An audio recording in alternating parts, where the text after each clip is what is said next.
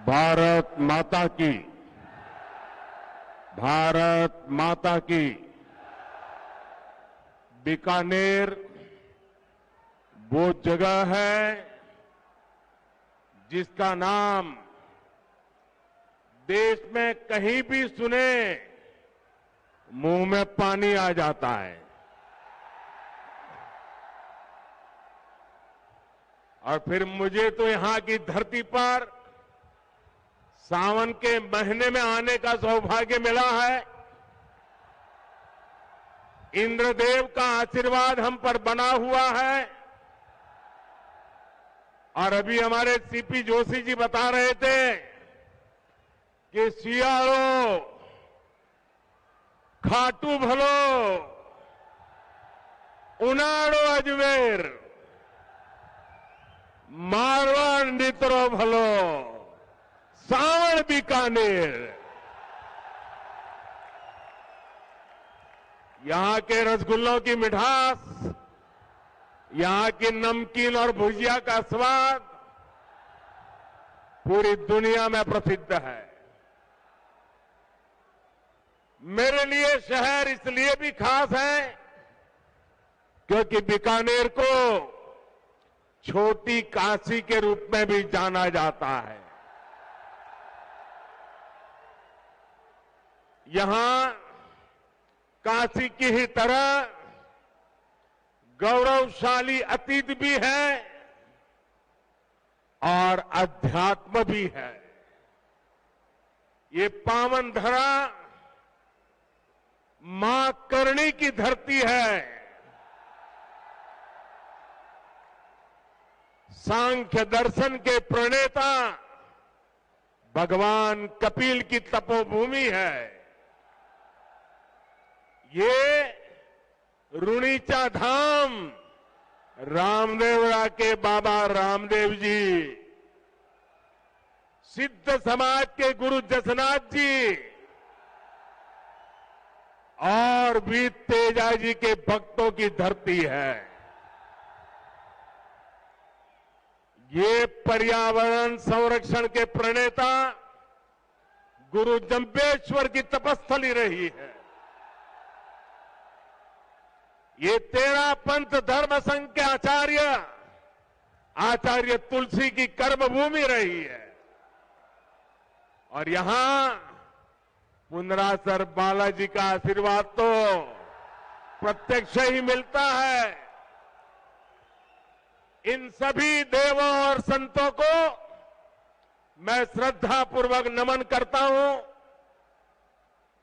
आप सब इतनी बड़ी संख्या में यहां आए और अभी जैसे बताया 4-4, 5-5 घंटे से कड़ी धूप में आप आशीर्वाद देने के लिए मौजूद हुए। मैं जितना आपका आभार व्यक्त करूं उसके लिए मेरे पास शब्द कम पड़ रहे हैं। मैं फिर एक बार हृदय से आपका आभार व्यक्त करता हूं, धन्यवाद करता हूं। साथियों, ये उत्साह बताता है। मैं ऊपर देख रहा हूं, वहां तक लोग ही लोग हैं। ये उत्साह बताता है कि राजस्थान में मौसम का पारा ही नहीं चढ़ा है, बल्कि कांग्रेस सरकार के खिलाफ जनता का पारा भी चढ़ चुका है। और जब जनता का पारा चढ़ता है तो सत्ता की गर्मी उतरते और सत्ता बदलते भी वक्त नहीं लगता। साथियों, अभी कुछ ही देर पहले मुझे राजस्थान के विकास के लिए 24,000 करोड़ रुपए की विकास परियोजनाओं के लोकार्पण शिलान्यास का अवसर मिला। अमृतसर जामनगर एक्सप्रेसवे को राजस्थान में पड़ने वाला 500 किलोमीटर से लंबा सेक्शन अब शुरू हो गया है। इसके पहले दिल्ली मुंबई एक्सप्रेसवे के दिल्ली दौसा लालसोट सेक्शन का भी शुभारंभ हुआ था। राजस्थान की कनेक्टिविटी के लिए जितना काम भाजपा सरकार ने किया है उतना पहले कभी नहीं हुआ है। पिछले 9 वर्षों में केंद्र सरकार जितनी भी योजनाएं लाई हैं, हमारी कोशिश यही रही है उनका ज्यादा से ज्यादा लाभ राजस्थान को मिले। हमने देश भर के गरीबों के लिए 4 करोड़ पक्के मकान बनाए। इसमें से करीब 20 लाख घर राजस्थान के मेरे गरीब भाइयों बहनों को मिला है।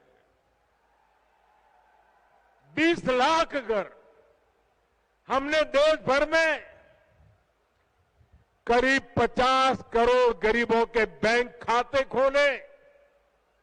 इस वजह से राजस्थान के 3 करोड़ गरीबों को पहली बार बैंक की सुविधा मिली। कोरोना के मुश्किल समय में यही बैंक खाते गरीबों की सबसे बड़ी ताकत बने। भाई और बहनों, विकास पूरी तरह से जनता तक तब पहुंच पाता है जब देश और प्रदेश की दोनों सरकारें साथ मिलकर ईमानदारी से काम करें। पिछले 4 वर्षों में राजस्थान में हालात इसके बिल्कुल उलट रहे हैं।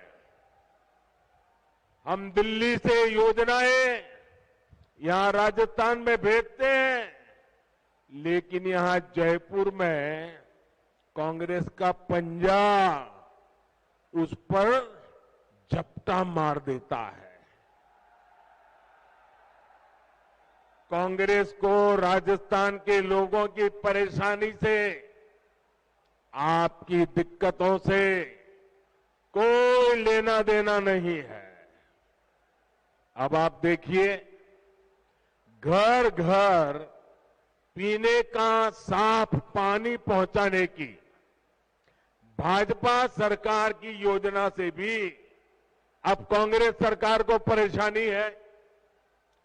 जिस राजस्थान को जल जीवन मिशन में सबसे टॉप पर होना चाहिए था, वो सबसे धीमा करने वाले राज्यों की लिस्ट में शामिल है।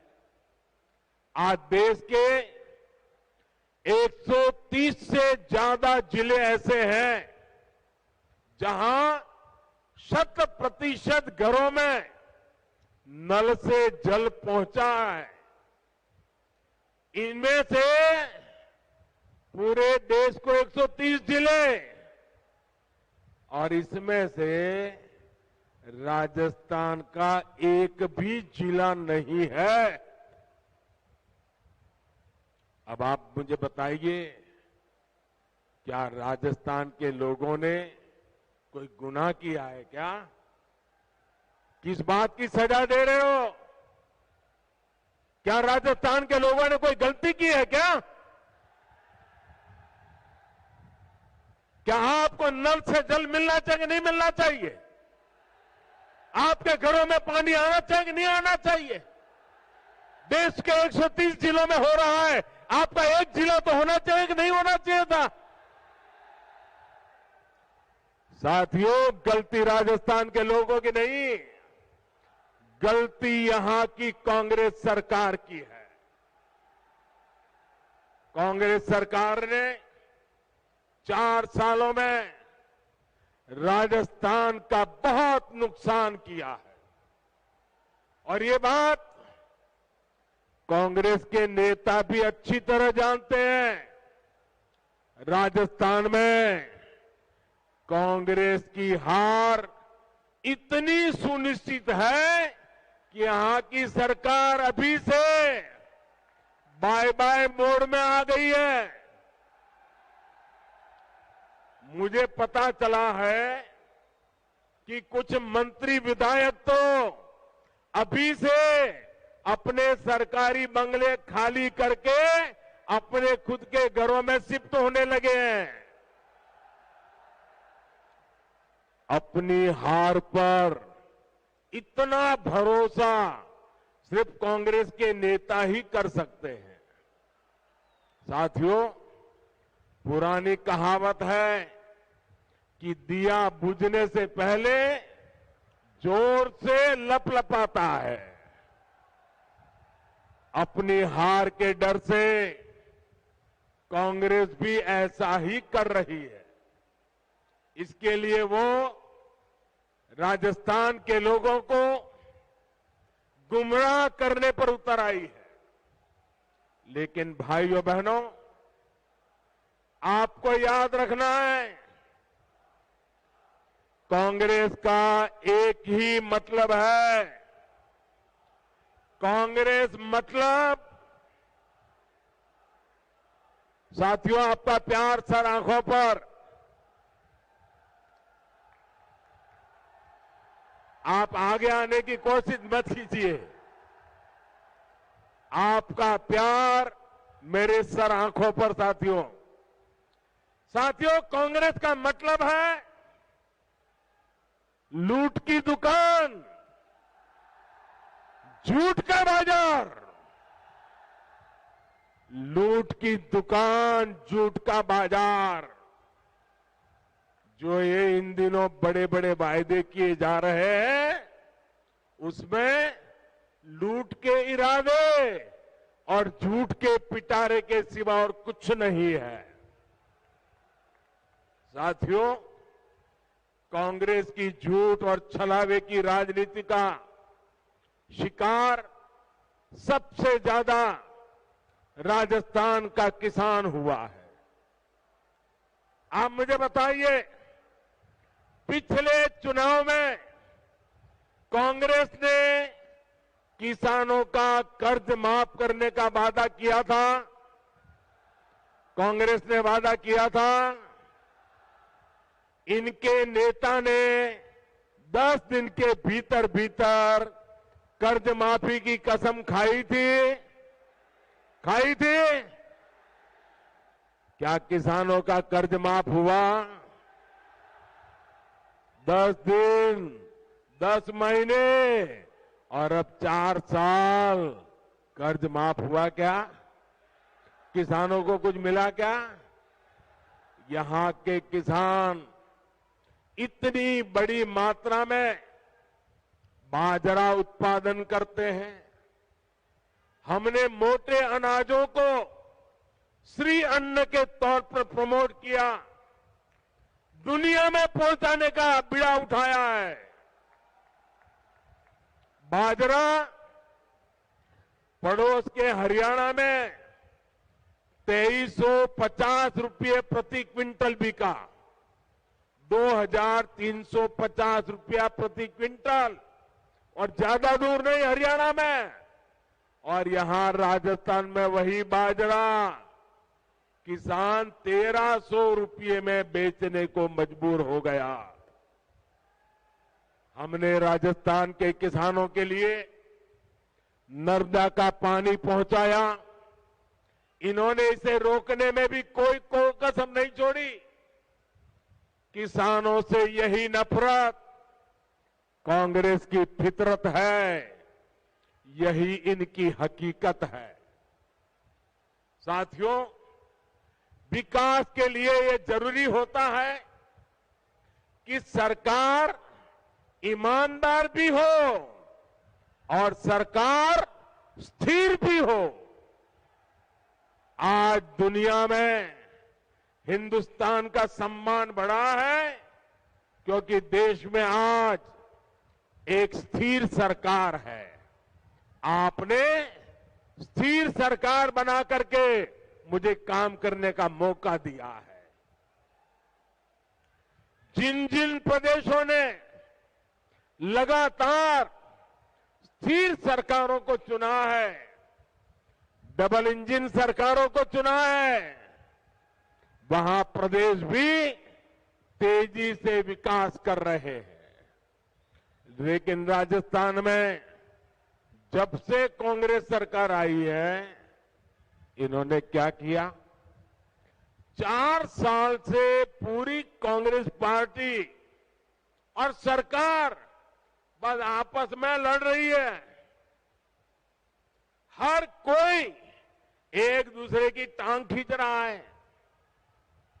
अपने अपने गुट को मजबूत बनाने के लिए खुलेआम सौदेबाजी हो रही है। एक खेमे के विधायकों को ट्रांसफर, पोस्टिंग और लूट की खुली छूट मिली हुई है ताकि वो दूसरे गुट में भाग न जाए। ये लड़ाई केवल खेमों तक ही नहीं है, सारे मंत्री भी आपस में लड़ रहे हैं कि इस विभाग में लूट का काम मुझे मिले, वो मुझे लूटने दिया जाए। इस विभाग का काम उस विभाग को क्यों दिया गया? इस मंत्री कमीशन उस मंत्री के पास कैसे चला गया? पूरी राजस्थान सरकार इसी खींचतान में लगी पड़ी है। और इस पर पूरी खींचतान के बीच राजस्थान के मुख्यमंत्री अपने बेटे का भविष्य बचाने में जुटे हुए हैं। उन्हें राजस्थान के बेटे बेटियों की कोई चिंता नहीं है। इस वजह से भी कई मंत्री विधायक उनसे खार खाए हुए हैं।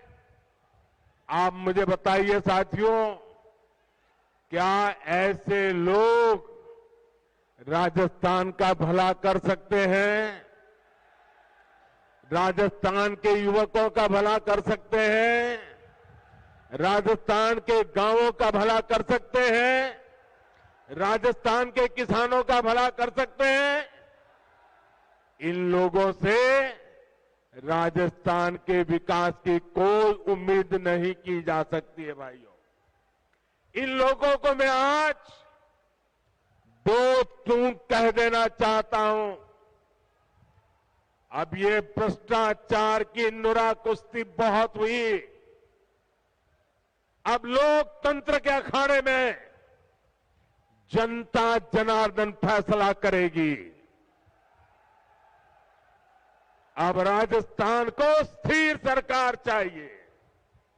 अब राजस्थान को डबल इंजन की सरकार चाहिए। अब राजस्थान को परिवारवाद नहीं, अब राजस्थान को विकासवाद चाहिए। साथियों, राजस्थान में जब से कांग्रेस आई है, इसने एक और पहचान बनाई है। भ्रष्टाचार, अपराध और तुष्टीकरण। हालत यह है कि जब भ्रष्टाचार की रैंकिंग होती है तो राजस्थान उसमें नंबर 1 आता है, नंबर 1 आता है। जो राजस्थान अपनी शांति और सौहार्द के लिए जाना जाता था, वहां आज आए दिन सांप्रदायिक तनाव की घटनाएं हो रही हैं। पूरी कांग्रेस सरकार तुष्टीकरण में लगी हुई है। यहां सिस्टम इतना बेखौफ हो गया है कि पेपर लीक की एक अलग इंडस्ट्री खुल गई है।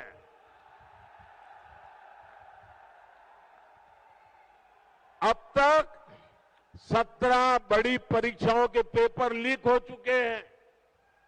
यानी यहां युवाओं के भविष्य से खुलेआम खिलवाड़ हो रहा है।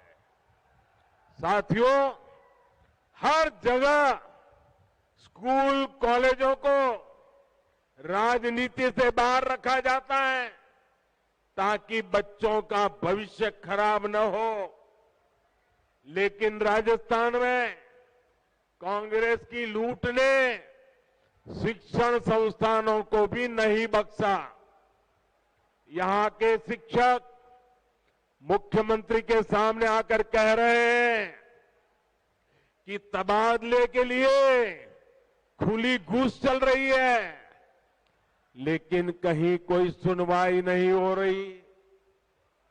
भाइयों और बहनों, महिलाओं के खिलाफ अपराध के मामले में, बलात्कार के मामले में राजस्थान सबसे आगे है। हालात ये है कि यहां रक्षक ही भक्षक बन रहे हैं और दुर्भाग्य ये कि बलात्कार और हत्या के आरोपियों को बचाने में पूरी सरकार जुटी हुई नजर आती है। अपने वोट बैंक की राजनीति के लिए हमारी बेटियों पर गलत नजर डालने वालों को कांग्रेस संरक्षण दे रही है। राजस्थान के लोग कांग्रेस के इन पांवों को अब ज्यादा बर्दाश्त नहीं करेंगे। ये महिलाओं के सम्मान की, उनकी आन बान की धरती है। ये राजस्थान की धरती है। ये मां पन्ना धाय की धरती है।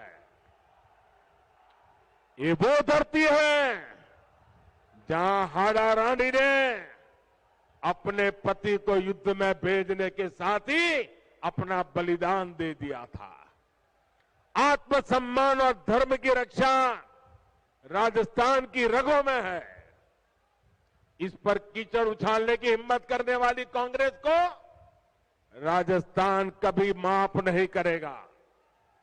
साथियों, कांग्रेस एक ऐसी पार्टी है जो अगर सत्ता में रहती है तो खा खा कर देश को खोखला करती है, और जब ये सत्ता से बाहर जाते हैं तो देश को गाली दे देकर बदनाम करने लगते हैं। इनको भारत की प्रगति से इतनी तकलीफ है कि इनके नेता विदेश में जा जाकर के भारत को गाली देते हैं। आपको याद होगा, जब जब देश की सेना ने शौर्य दिखाया है, तब तब इन्होंने सेना को भी नीचा दिखाने के लिए क्या कुछ नहीं बोला। सेना कहती है हमने पाकिस्तान में आतंकियों के अड्डे तबाह किए, सर्जिकल स्ट्राइक की, तो कांग्रेस कहती है कि सबूत दिखाओ। हमारी वायुसेना पाकिस्तान में एयर स्ट्राइक करती है तो ये कहते हैं कि कुछ हुआ ही नहीं। कांग्रेस को सेना और सैनिकों से हमेशा दिक्कत रही है। इसलिए वीरों की धरती राजस्थान, जहां से इतने युवा सेना में जाते हैं, उनसे कांग्रेस चिढ़ी रहती है। हमारी सेना के जवान कितने वर्षों से वन रैंक वन पेंशन की मांग कर रहे थे। वर्षों तक कांग्रेस की सरकारों ने उसकी उपेक्षा की। यही नहीं, सेना के काम में भी ये लोग झूठ और धोखेबाजी से बाज नहीं आए। वन रैंक वन पेंशन के लिए हजारों करोड़ रुपए की जरूरत थी, लेकिन कांग्रेस सरकार कागज पर केवल 500 करोड़ रुपए दिखाकर ओआरओपी को धोखा दे रही थी। हमारी सरकार ने वन रैंक वन पेंशन लागू किया। पूर्व सैनिकों को इसके तहत करीब 65,000 करोड़ रुपए मिले हैं। राजस्थान के भी हमारे करीब 1.25 लाख पूर्व सैनिकों को इसका लाभ मिला है। इससे पता चलता है कि भाजपा और कांग्रेस की सोच में क्या फर्क है, भाजपा और कांग्रेस की नीयत में क्या फर्क है। कांग्रेस अपनी सियासत के लिए देश के नुकसान और अपमान से कभी भी नहीं चूकती। भाजपा के लोग देश के लिए पद प्रतिष्ठा सब कुछ बलिदान करने से भी नहीं चूकते। साथियों, हमारा बीकानेर देश का सीमावर्ती जिला है। संकट के समय ये जिला सबसे पहले देश की रक्षा के लिए खड़ा होता है। लेकिन कांग्रेस सरकार ने इस जिले की भी उतनी ही उपेक्षा की है।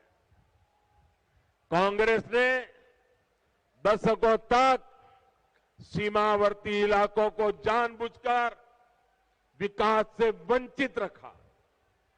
आज हम बॉर्डर पर हाईटेक सड़कें बना रहे हैं। सीमावर्ती गांवों को विकास को पहली प्राथमिकता बनाकर हमने वाइब्रेंट विलेज स्कीम शुरू की है।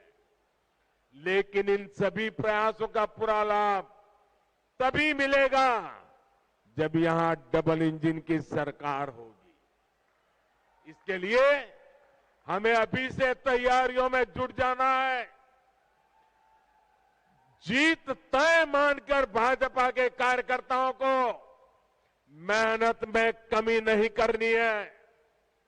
हमें दूसरे की कमजोरियों पर नहीं, अपने परिश्रम पर भरोसा करना है। साथियों, मैं पिछले दिनों राजस्थान में जहां जहां गया, जो जनसैलाब मैंने देखा है, राजस्थान के लोगों का जो मक्कम निर्धार देखा है, इसलिए मैं आज दावे से कहता हूं कि बहुत ही जल्द राजस्थान की सरकार का जाना तय है। साथियों, आप इतनी बड़ी संख्या में आए, मुझे भरोसा है कि आप राजस्थान में डबल इंजन सरकार बनाने के लिए भी कोई कसर नहीं छोड़ेंगे। इसी विश्वास के साथ आप सभी का बहुत बहुत धन्यवाद। मेरे साथ पूरी ताकत से बोलिए, दोनों हाथ ऊपर करके बोलिए, भारत माता की, भारत माता की, भारत माता की। और जैसे अभी हमारे बीकानेर के सांसद मेघवाल जी नौ रंग की बात करते थे, इस नवरंग को चमकाने के लिए इस शुभ अवसर पर मैं आप सबसे आग्रह करता हूं, अपना मोबाइल फोन निकालिए, उसका फ्लैश चालू कीजिए और इस नवरंग का प्रकाश लोगों को पहुंचाइए। हर किसी के मोबाइल फोन का फ्लैश चालू कीजिए। शाबाश। दूर दूर तक हर एक के मोबाइल का फ्लैश चालू करिए। बोलिए भारत माता की, भारत माता